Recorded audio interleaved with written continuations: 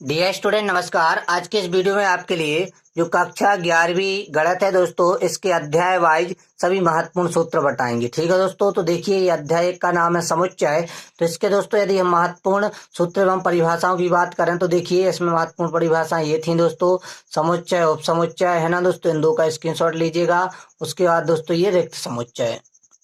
उसके बाद दोस्तों ये था परिमित और अपरिमित समुच्चय की परिभाषा, स्क्रीनशॉट आप लेते जाइएगा मेरे भाई। और उसके बाद दोस्तों जो पांचवा था आपका घात समुच्चय, इसका भी ले लीजिएगा। और ये दोस्तों आपका सार्वत्रिक समुच्चय था। ठीक है दोस्तों, उसके बाद हम महत्वपूर्ण सूत्र की बात करते हैं। तो डियर स्टूडेंट देखिएगा, ये आपका महत्वपूर्ण सूत्र है अध्याय 1 के। इनका आप स्क्रीनशॉट लेते जाइएगा, इनको नोट कीजिएगा मेरे भाई। बहुत इंपॉर्टेंट फार्मूले हैं आपके अध्याय 1 के, है ना दोस्तों। इस वीडियो में आपको सभी अध्याय के हम सूत्र बता दे रहे हैं।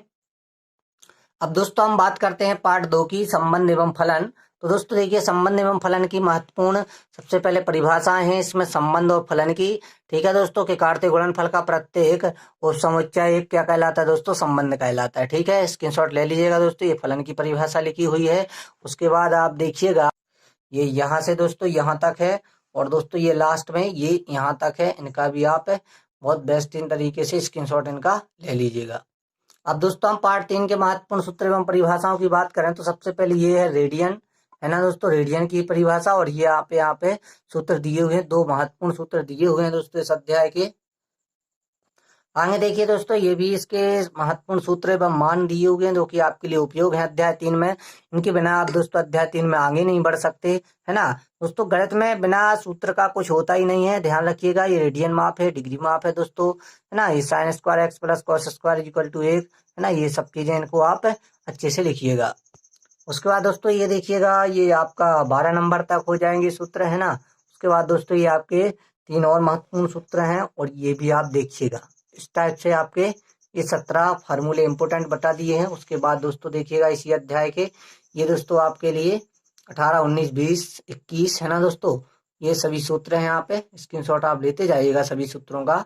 और दोस्तों यदि कोई डाउट रहता है आपको तो आप कमेंट में बताइएगा, या दोस्तों आपको कोई सूत्र नहीं समझ में आता है तब भी आप बताइएगा कि हमें ये सूत्र नहीं समझ में आता है ना दोस्तों। आप पाठ का नाम और सूत्र नंबर लिख दीजिएगा, तो उससे आप समझ में आ जाएगा कि आप पे कौन सा सूत्र नहीं बन रहा है, और आपके लिए हम उसका सॉल्यूशन बता देंगे, है ना।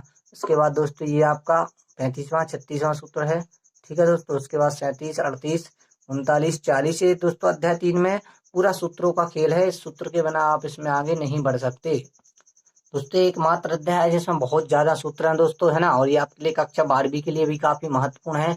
यदि आप इन सूत्रों को अभी से सीख लेंगे तो आपको 12वीं में कोई प्रॉब्लम नहीं होगी मेरे भाई, है ना। तो आप इनको अच्छे से सीखिएगा। ये आपका 46 नंबर का सूत्र है, और यहाँ पे देखिएगा ये आपके 47, 48, 49, 50वां सूत्र दिया हुआ है दोस्तों, है ना। और ये बहुत इंपॉर्टेंट फार्मूले हैं आपके लिए, स्क्रीनशॉट आप लेते जाइएगा सभी सूत्रों का दोस्तों।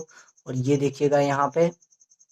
अब दोस्तों अध्याय 3 के बाद हम आते हैं अध्याय 4 पे, जिसका नाम है गणितीय आगमन का सिद्धांत। तो यहाँ पे दोस्तों कोई इस पार्ट में फार्मूले नहीं है, केवल जो फार्मूले दिए हुए हैं पहले से उसमें दोस्तों उसका क्या है दोस्तों, केवल सिद्ध करना है। ठीक है, तो अब पार्ट 5 की बात करते हैं दोस्तों, समृद्ध संख्या द्विघात समीकरण। तो इसमें दोस्तों देखिएगा ये महत्वपूर्ण सूत्र है आपके लिए, 3 महत्वपूर्ण सूत्र। उसके बाद ये दोस्तों देखिएगा ये चौथा नंबर का सूत्र है आपका अध्याय 5 का, समृद्ध संख्या द्विघात समीकरण के। उसके बाद दोस्तों ये भी सूत्र हैं, तो आप इन सबका स्क्रीनशॉट ले लीजिएगा, इनको नोट कीजिएगा मेरे भाई। और यदि आप पीडीएफ चाहते हैं तो डिस्क्रिप्शन में देखिएगा लिंक दी होगी, वहां से आप इसको डाउनलोड कर लीजिएगा, है ना।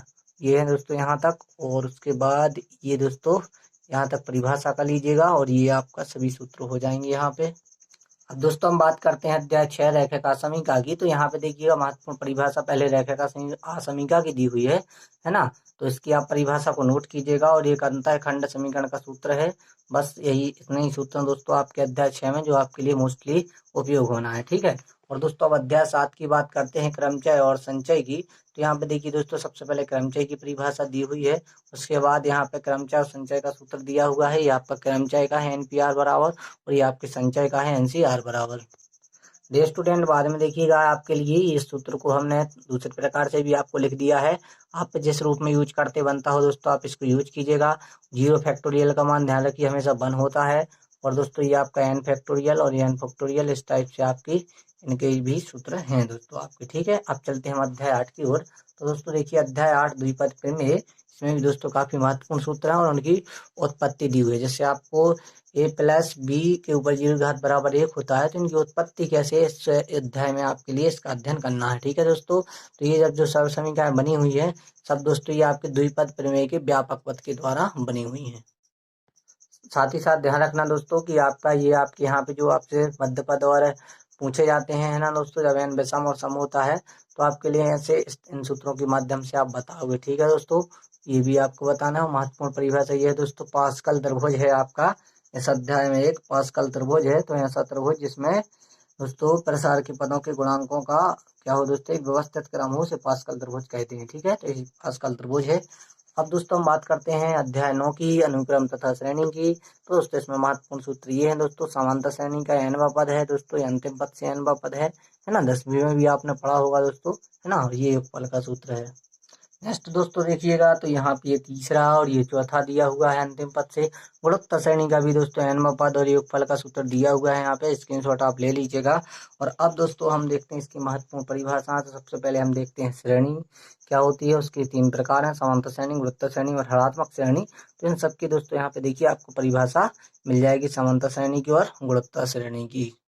और डियर स्टूडेंट, जो ये जो सूत्र दिए हुए हैं, ए बराबर जी बराबर, इनको भी आप नोट कर लीजिएगा, काफी इंपोर्टेंट है आपके इस अध्याय में। और उसके बाद दोस्तों हम बात करते हैं अध्याय 10 सरल रेखाओं की। तो दोस्तों सरल रेखाओं में सबसे पहले आपके लिए दो बिंदुओं के बीच की दूरी पूछी जाएगी, जो कि आपका ये सूत्र है, और बिंदुओं के निर्देशांक पूछे जाएंगे, ये सूत्र है। मध्य बिंदु के निर्देशांक पूछे जाएंगे दोस्तों, तो इसके लिए ये सूत्र है। अध्याय 10 भी दोस्तों आपका बिल्कुल सूत्रों पर बेस्ड रहेगा पूरा, तो इसके आप सूत्रों को अच्छे से लिखिएगा। अध्याय 10 के सूत्र काफी महत्वपूर्ण हैं दोस्तों। देखिए ये डी बराबर यानी डिस्टेंस बराबर, ये 2 फार्मूले हैं आपके अध्याय 10 में, तो इनका स्क्रीनशॉट अच्छे से लीजिएगा, इनको नोट कर लीजिएगा सही तरीके से दोस्तों। और उसके बाद देखिए ये आपका टेन थीटा यानी कि ये ढाल के लिए सूत्र दिया हुआ है। और दोस्तों एक यहाँ पे नीचे भी दिया हुआ है, और ये इनके लिए भी आप अच्छे से नोट कर लीजिएगा। अब दोस्तों हम बात करते हैं अध्याय 11 यानी कि शंकु परिच्छेद की, कोहेन सेक्शन की। तो दोस्तों यहाँ पे देखिए सबसे पहले ये महत्वपूर्ण सूत्र दिए हुए हैं, परवलय और ये एक्स अक्ष के द्वारा, है ना, ये सब चीजें हैं, तो इनका स्क्रीनशॉट आप ध्यान से लीजिएगा। मेरे भाई आप देख रहे होंगे हर अध्याय पे ब्लूप्रिंट लिखा हुआ है, तो दोस्तों ये 2018 का ब्लूप्रिंट लिखा हुआ है, तो उसको नहीं आपको देखना है, केवल आप सूत्र देखिएगा, उन पे ही आधारित आपको आगे बढ़ना है। ठीक है मेरे भाई, ये आपका हो गया। उसके बाद दोस्तों ये यहाँ से यहाँ तक हो गया है। ठीक है, इनका भी स्क्रीनशॉट लेते जाइएगा, वृत्त का समीकरण है। और ये दोस्तों आपका जो मध्यस्थ कोण है उसके लिए सूत्र दिया हुआ है। डियर स्टूडेंट, कभी कभी क्या होता है कि छोटे से छोटा क्वेश्चन आ जाता है जिसमें हमें सूत्र ही मालूम नहीं होता, तो उसको नहीं कर पाते हैं। तो इन बातों को भी ध्यान से आप लिखिएगा, जो कि बहुत नियम होते हैं दोस्तों, और उनके आधार पर ही क्वेश्चन को सॉल्व करना पड़ता है। एक ये सूत्र है आपका दोस्तों। और ये महत्वपूर्ण आपके लिए परिभाषा बता दें हम, नाविलम जीवा की परिभाषा पूछी जाती है ना, इसके लिए आप इसको ध्यान से लिख लीजिएगा। अब दोस्तों हम अध्याय 12 पर प्रवेश करते हैं, जिसका नाम है त्रिविमीय ज्यामिति। दोस्तों दो विमीय ज्यामिति आपने पढ़ी होगी अध्याय, है ना दोस्तों, जो आप पढ़ते हैं कक्षा 10वीं में, तो वहाँ पे द्विविमीय ज्यामिति के बारे में आपने पढ़ा है, लेकिन यहाँ पे त्रिविमीय ज्यामिति का परिचय है, जिस पे आधारित ये महत्वपूर्ण आपके ये सूत्र है ना। दो बिंदुओं के बीच की दूरी, मूल बिंदु से दूरी, है ना, विभाजन सूत्र, है ना, ये एक्स के लिए और ये वाई के लिए, तो इसका स्क्रीनशॉट ले लीजिएगा मेरे भाई। नेक्स्ट दोस्तों देखिएगा, ये जेड के लिए है, और इसके बाद ये विभाजन सूत्र एक साथ यहाँ पे लिख दिया गया है ना। और ये आर के निर्देशांक लिख दिए गए हैं, और ये दोस्तों मध्य बिंदु के निर्देशांक। ठीक है, मध्य बिंदु के निर्देशांक क्या क्या होंगे दोस्तों आपका, ये कि एक्स बराबर वाई बराबर जेड बराबर होगा, ये त्रिभुज के, है ना, ये शीर्ष के अंदर निर्देशांक है, इनका भी स्क्रीनशॉट आप ले लीजिएगा। अब यहाँ पे देखिए दोस्तों, ये मूल बिंदु की परिभाषा दी हुई, मूल बिंदु क्या कहलाती है, अष्टांश की परिभाषा दी हुई है। और ये दोस्तों आपके लिए महत्वपूर्ण पॉइंट दिए हुए हैं, जो आपके एग्जाम में काफी हेल्प करेंगे दोस्तों, जिनको आप पढ़िएगा। और दोस्तों अब बात करते हैं हम अध्याय 13 सीमा और अवकलज के बीच। तो दोस्तों इसके भी ये महत्वपूर्ण सूत्र हैं सीमा और अवकलज के, तो इसको स्क्रीनशॉट लीजिएगा। ये 3 महत्वपूर्ण सूत्र यहाँ पे दोस्तों आपके लिए दिए हुए हैं। इसके अलावा दोस्तों ये हैं और लिमिट के सूत्र हैं आपके, इनका भी स्क्रीनशॉट ले लीजिएगा दोस्तों, है ना। ये अवकलन के सूत्र यहाँ पे लग गए हैं। अवकलन के दोस्तों कक्षा 12वीं गणित के अपने सभी सूत्रों का आपके लिए वीडियो बनाया है, तो वहां से अवकलन के सूत्र भी देख लीजिएगा। बाकी यहाँ पे आपके लिए जितने कक्षा 11वीं में यूज होना है, यहाँ पे भी आपके लिखे हुए हैं, है ना। ये दोस्तों आपकी कक्षा 11वीं में अवकलन के लिए सूत्र यूज होंगे। इसके अलावा दोस्तों कक्षा 12वीं में हमने वीडियो बनाया है, जिसमें सभी सूत्र आपके लिए समझाए हुए हैं, तो उसमें अवकलन के सभी सूत्र वहां पे आपको मिल जाएंगे। अब यहाँ पे दोस्तों पार्ट 14 गणितीय विवेचन यानी मैथमेटिकल रीजनिंग की बात करें तो केवल आपके लिए कथन की परिभाषा है यहाँ पे इम्पोर्टेंट। इसको यदि आप पढ़ लोगे तो आप आसानी से दोस्तों इसका सब कुछ बता पाओगे। ठीक है, कथन की परिभाषा से आधार है। ठीक, अब दोस्तों हम बात करते हैं अध्याय 15 की। उसके बाद लास्ट अध्याय बचा है, 16 अध्याय है जिसका नाम प्रायिकता है। तो यहाँ पे सांख्यिकी के बारे में बात कर लेते हैं पहले। तो सांख्यिकी सबसे पहले परिसर का सूत्र आपसे पूछा जाएगा, अधिकतम मान माइनस न्यूनतम मान। उसके बाद ये माध्य विचलन के लिए, माध्य के लिए, प्रत्यक्ष विधि से माध्य के लिए है। तो इसकी स्क्रीनशॉट आप लेते जाइएगा। इस अध्याय में भी दोस्तों बहुत ज्यादा सूत्र हैं, कल्पित माध्य विधि से, पग विचलन विधि से। तो इनका आप स्क्रीनशॉट ले लीजिएगा दोस्तों। यदि आपको कोई सूत्र समझ में नहीं आता है तो आप बताइएगा। ये माध्यिका के लिए फार्मूला है दोस्तों, है ना। तो इसका भी आप स्क्रीनशॉट ले लीजिएगा। उसके बाद दोस्तों ये सभी सूत्र माध्यिका के लिए ही दिए गए हैं दोस्तों, अलग अलग तरीके से निकालना पड़ते हैं इनके लिए। और उसके बाद ये आपका बहुलक यानी कि मोड के बारे में ये सूत्र आपके लिए यहाँ पे दिए हुए हैं। तो सबका आप स्क्रीनशॉट लेते जाइएगा मेरे भाई। और लास्ट में आपका एक फार्मूला है, 3 माध्यक बराबर 2 माध्य धन 1 बहुलक। ये भी काफी इंपोर्टेंट है। और डियर स्टूडेंट, ये माध्य विचलन का भी यूज होता है ना। तो इनका भी आप स्क्रीनशॉट ले लीजिएगा। यहाँ पे एक्स आई डी आई क्या होता है सब कुछ लिखा हुआ है ना। ये यू आई, ठीक है। उसके बाद दोस्तों ये माध्यिका है ना, इसका भी आप सूत्र का स्क्रीनशॉट ले लीजिएगा। उसके बाद दोस्तों ये आपका माध्य विचलन गुणांक का है ना। और ये दोस्तों यहाँ पे 2 सूत्र हैं, बहुत इंपॉर्टेंट है, एम डी बराबर। और ये भी दोस्तों आपके लिए 2 इंपॉर्टेंट सूत्र हैं। अब दोस्तों देखते हैं हम यहाँ पे ये अगले सूत्र है, सिग्मा बराबर सिग्मा वर्ग बराबर। तो इनका भी स्क्रीनशॉट ले लीजिएगा दोस्तों। बहुत ज़्यादा सूत्र हैं आपके अध्याय 14 में भी, सबका स्क्रीनशॉट आपको ले लेना है। और दोस्तों यहाँ पे देखिएगा, ये भी आपके लिए 2 सूत्र बहुत इंपॉर्टेंट हैं। ये भी दोस्तों आपके लिए सूत्र हैं, तो उनको सबका स्क्रीनशॉट लेते जाइएगा, सभी सूत्रों को नोट कीजिएगा दोस्तों। इसके बाद लास्ट में यहाँ पे विचरण गुणांक का फार्मूला दिया गया है। ये भी दोस्तों काफी महत्वपूर्ण है आपका कक्षा 11वीं गणित के लिए।